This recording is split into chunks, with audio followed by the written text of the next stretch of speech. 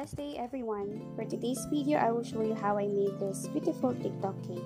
Kung bago lang po kayo sa channel namin, you may want to consider subscribing so you'll be updated about our future cake vlogs.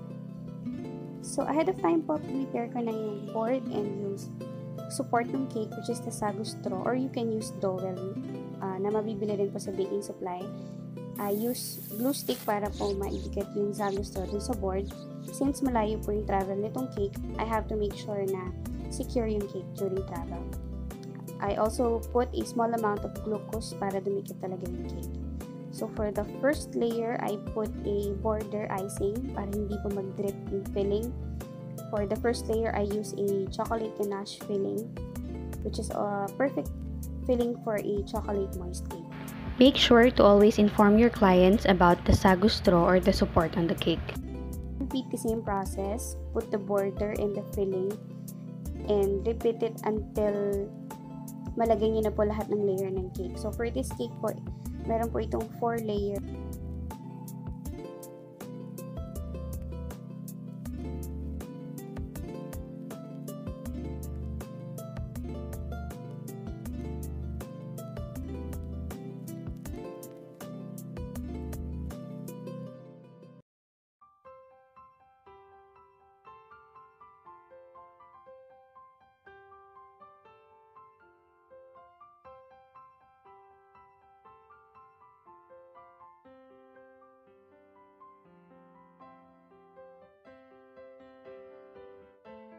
Now you can put the first coating of icing.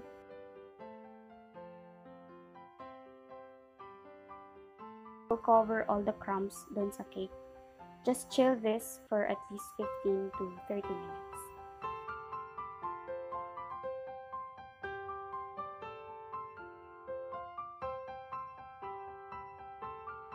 Make the design and the details of the cake ahead of time.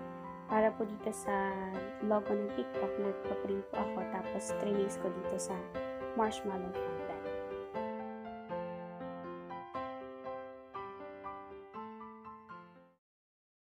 Put the last coating of icing and scrape it with your preferred spatula until smooth.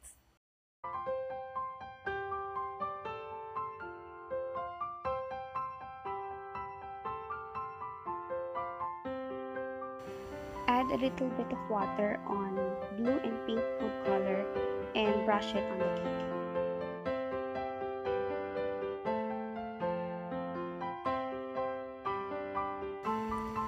Slowly attach all the details and design on the cake.